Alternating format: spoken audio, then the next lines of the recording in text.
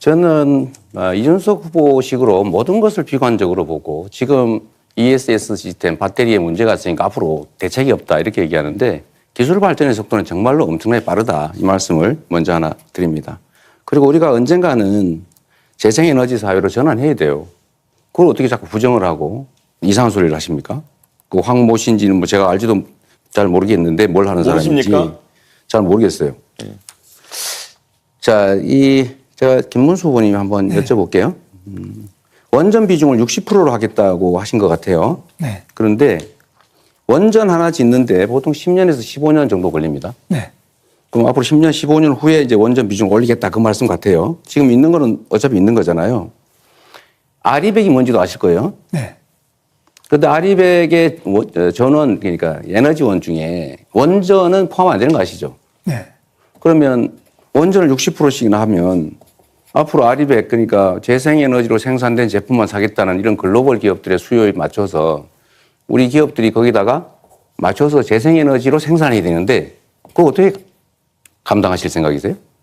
원전의 비율은 뭐 지금도 원전 중에 쓸 수 있는 건데 아주 제대로 못 쓰고 있는 것도 있기 때문에 이런 것들은 점검해서 다시 그동안 다 수리해 놓은 거 이런 것도 안 쓰고 있는 게 있습니다. 그런 것도 빨리 가동을 시키고 재생에너지 부분 아리백은 사실 불가능한 겁니다. 그 자체는 좋은 구호이기는 하지만 아리백이 될 수 있다. 이거는 상당한 시간이 지나기 전에는 안 되는 것이기 때문에 그걸 당장에 뭐 가능한 것처럼 이렇게 말하는 거는 현실을 모르는 소리라고 생각합니다. 그야말로 우리 김문수 후보님이 현실을 모르시는데요.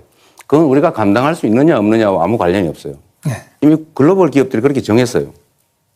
그리고 재생에너지로만 생산한 것만 산다. 이 원칙을 정했잖아요. 그걸 이미 하겠다는데 그럼 거기 우리는 못한다 그러면 수출 못하는 거죠. 정말 대책 없는 말씀이라는 그거는 지적을 한번 하고요. 그렇지 않은 잠깐만요. 많은 그 내용이 잠깐만 있습니다. 계십시오. 그리고 또 한 가지는 탄소 국경세라고 하는 그 제도를 넘으려면 역시 화석 연료를 뺀 재생에너지 비중을 높일 수밖에 없어요. 네. 피할 수 없는 길입니다. 그러면 화석 연료로 쓰는 건 앞으로 제재가 있으니 안 되고 원전을 60%라고 그러면 어떻게 하시려고 그러세요? 한번 생각을 좀 깊이 잠깐만요. 좀 깊이 해 주셨으면 좋겠다는 생각이 들고요. 그래서 역시 김문수 후보님도 지금은 그렇게 말씀하시지만 또 다른 데서는 에너지 고속도로, 국도 지방도로를 만들어서 에너지 산업을 키우겠다. 이렇게 말씀하셨어요. 그렇습니다. 원전 60% 하시겠다면서 또 이 말씀하셔서 다행스럽다고 생각합니다. 그래서 이거와 관련해서 제가 의견 좀 말씀드려 볼게요. 저는 이게 매우 훌륭한 공약이라고 생각해요. 그러니까 지금은 송전망, 전력망이 부족해가지고 호남 같은 경우는 2031년까지 재생에너지 발전을 금지해놨잖아요. 추가 그걸 안 해준단 말이에요. 그러니까 그 에너지 고속도로라고 하는 게 뭐 서울 가는 고속도로를 말하는 건 아니고 조밀하게 고속도로들, 고속 송전망들을 만들어서 어디서나 재생에너지 생산할 수 있게 생산해서 쓰다 남은 것은 팔 수 있게 이렇게 해주자는 것이잖아요. 맞죠? 네, 맞습니다. 네. 그러면은 지금 이 공약을 하셨는데 이거는 아까 원전 60%하고는 좀 안 맞는 것 같고 또 한 가지는 구체적으로 그러면 어떻게 이 재생에너지 고속도로, 에너지 고속도로 이걸 만들어서 어떻게 산업 발전을 하겠다는 건지 좀 구체적으로 말씀해 주실래요? 지금은 이제 재생에너지를 생산하더라도 버려지는 부분이 많은데 이것을 어떻게 하든지 효율적으로 촘촘하게 연결해서 이 부분에 낭비가 없이 소요초로 제대로 가장 효율적으로 연결하는 그런 여러 가지 지역마다 또 그 어떤 좀 특성마다 다 다르겠습니다. 네. 그걸 맞춰서 하고 또 원자력 부분에도 지금 현재 그렇게 생각하시는 보다는 훨씬 더 빠른 속도로 원자력이 또 건설도 될 수 있고 재생에너지 관련된 예를 들면 우리나라 같으면 조력발전소 네, 상당히 좋은 조건이 서해안 쪽에 많이 있습니다. 어쨌든 김문수 후보님 말씀을 들어보면 꽤 말씀이 여기저기 충돌하는 느낌이 좀 든다는 말씀 드리고요. 어쨌든 저는 김대중 대통령의 정부화 고속도로 또 박정희 대통령의 산업화 고속도로에 이어서 이 재생에너지 사회를 준비하는 에너지 고속도로로 새로운 산업 시대를 열어야 되겠다 그런 말씀을 드립니다. 이준수 후보님, 뭐 자료 숫자도 많이 말씀하시고 하는데 제가 좀 알아봤거든요. 말씀하시면 꼭 친중 뭐 이런 걸 걸어요. 그 중국과 뭔 관계였다고? 저는 가끔씩 그런 생각이 들어요. 이 젊으신 분인데 생각이 매우 올드하지 않냐 이런 생각이 들 때가 있습니다. 국제적인 것 같은데 매우 편협하다 이 생각이 들어요. 문제점 지적은 하는데 좀 대안이나 자기 정책을 분명하게 말씀하시는 게 부족하지 않을까 그 생각이 들어요. 일단은 전에 말씀하셨던 것 중에요.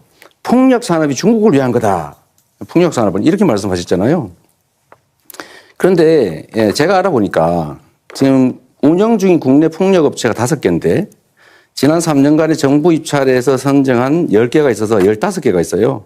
이 풍력 산업 시설 중에서 국산 터빈이 2곳이고 나머지는 국산과 유럽산이래요. 중국산은 2개밖에 없다는 거예요. 또 한 가지는 지난주에 5월 16일 가동한 5번째 신안 풍력단지 이거는 답변 시간 30초 보장해 주셔야 됩니다. 네, 그럴 겁니다. 터빈 너무 웃겨야 됐군요. 자, 전체적으로 계속 이게 중국이라는 단어만 나오면 본인이 친중이 아니라고 항변하시는데요. 그럴 필요 없고요. 사실 그래서 풍력 발전과 태양광의 대부분 장비라는 것이 택가리를 한다고 이제 많은 국민들이 알고 있는 겁니다. 그리고 지금 중국산 풍력 장비나 이런 것에 대해서 태양광 장비도 그렇고 결국 중요한 상황에서 안보적인 위기를 가져올 수 있는 킬 스위치 같은 것이 내장되어 있다는 이야기가 미국에서 나오고 있는 상황입니다. 그렇기 때문에 이재명 후보가 그것에 대해서 걱정 안 하는 것도 네. 우려스러운 상황입니다. 자, 그러면 지금부터 잠시만 주목해 주시기 바랍니다. 제가 구독자분들을 위해서 선물 하나를 준비했는데요. 제가 항상 여러분들께 드리는 말씀이 있습니다. 뉴스만 평소에 잘 챙겨보셔도 돈이 되고 돈을 벌 수 있다라고 말씀을 드렸는데요. 여러분들은 여기 보시는 삼성전자 뉴스를 보고 어떤 생각이 드세요? 아니면 정치인들의 뉴스, 날씨 뉴스를 보고는 어떤 생각이 드시나요? 그냥 뉴스만 보고 끝내는지 아니면 이 뉴스를 어떻게 이용할 수 있는지 이 부분을 고민하고 계시는지를 되물어보고 싶습니다. 그 이유가 뭐냐 하면 제가 지난번에 여러분들께 뭐라고 말씀을 드렸었죠? 지금은 반도체 섹터를 눈여겨보셔야 한다고 말씀드렸습니다. 그리고 나서 이런 썸네일들 뉴스를 통해서 많이 보셨을 겁니다. 반도체 내용이 이슈가 됐을 때 부자들은 어떻게 생각한다? 반도체 관련주들은 뭐가 있는지, 어떤 종목이 가장 좋은지, 어디에 투자해야 돈이 몰리는지 자연스럽게 생각한다고 제가 말씀을 드렸죠. 그 이유가 뭐냐 하면 부자들이 봤을 때는 이슈가 곧 돈으로 이어지고 그 이슈가 나에게 돈을 벌어준다는 경험적 확신이 있기 때문에 부자들은 항상 이런 사회적 이슈를 관심 있게 챙겨본다고 제가 말씀을 드렸습니다. 이번에도 마찬가지인데요. 제가 지난번에 시청자분들과 함께하는 주식으로 수익 내기 이벤트를 진행했었죠. 당연히 100% 무료로 진행을 했었고요. 여기 보시면 아시겠지만 제가 지난번에도 구독이라고 보내주신 모든 시청자분들께 반도체 관련주 중에 가장 크게 급등할 딱 한 종목, 많은 종목도 아니라 한미반도체 한 종목을 여러분들께 추천드렸어요. 그러면서 여기 나와 있는 대로 정확히 얼마에 매수해야 하는지, 그리고 수익률이 어느 정도 나왔을 때 팔아야 하는지를 이런 부분들까지 여러분들에게 정확히 알려드렸었는데 지금 실제로 어떻게 되었다? 오른쪽을 보시면 아시겠지만 제가 지난번 문자 발송으로 이 한미반도체를 소개해드리고 나서 실제로 이렇게 5배 이상 어마무시한 상승이 나왔습니다. 100만 원만 투자를 했어도 무려 500만 원이 넘는 수익금이 생긴 거죠. 그래서 당시에도 굉장히 많은 분들이 제가 드린 이 한미반도체로 수익을 내실 수가 있으셨을 텐데요. 다시 한번 축하드린다고 말씀을 드리겠고 이번에도 마찬가지입니다. 앞으로도 2024년, 2025년 계속해서 기대해볼 섹터는 AI입니다. 그 중에서도 AI 반도체는 그 누구도 부정할 수 없는 미래 성장 산업입니다. 그러면 우리가 어떻게 생각해 볼 수 있을까요? AI 반도체 종목 중에 앞으로 크게 대장 역할을 하면서 10배 이상 급등할 수 있는 텐베고 종목을 지금부터 열심히 추적해야 한다는 겁니다. 큰 돈을 투자하지 않더라도 월급의 일부분 아주 소액이라도 이 종목을 모아가야 수백 %의 수익률을 손에 쥘 수 있는 것이죠. 지금 여러분이 보고 계시는 이 유튜브 또한 AI 반도체와 아주 밀접한 연관이 있고 반도체야말로 대한민국의 핵심 산업으로 앞으로 더더욱 시장은 성장할 수밖에 없습니다. 그렇기 때문에 제가 이번에도 뭘 보내드리고 있냐면 지난번과 똑같이 구독이라는 문자를 보내주시면 제가 AI 반도체 관련주 중에 앞으로 대장주 역할을 하면서 주가가 가장 크게 급등할 한 종목을 여러분들께 문자 발송으로 종목명과 사고 파는 시점을 모두 알려드릴 건데요. 그 문자를 받고 여러분들이 주식으로 돈 버는 연습을 한번 해보셨으면 좋겠고요. 혹시라도 나는 주식을 하지 않는다 하시는 분들은 주변에 주식하시는 지인분들에게 말씀을 해주셔도 되고요. 아니면 연세가 있으셔서 투자가 어렵다 하시는 분들은 이 종목을 자녀분들에게 한번 사봐라. 이걸로 한번 수익을 내봐라. 이렇게 조언을 해주실 수도 있는 거겠죠. 그래서 지금 이 영상을 보시는 시청자분들 중에 나도 이번 종목이 좀 궁금하다 하시는 분들은요. 누구나 상관없이 그리고 어느 시간대나 상관없이 부담 없이 010-2514-5930번으로 구독이라는 문자 보내주시면 제가 이번에도 똑같이 무료 추천 급등주 문자를 보내드리겠습니다. 이해되시겠죠? 제 번호 010-2514-5930번으로 구독이라는 문자 보내주시면 여러분들이 직접 이슈를 통해서 돈 버는 연습을 해보실 수가 있는 거고 제가 돈을 받는 것도 아니고 투자를 대신해 드리는 것도 아니기 때문에 부담 없이 신청해 주시면 되는 겁니다. 그리고 수익이 나면 저는 다른 것은 하나도 바라지 않습니다. 제 채널에 구독, 좋아요 한 번씩만 눌러주시라 이렇게 다시 한번 말씀을 드리겠습니다.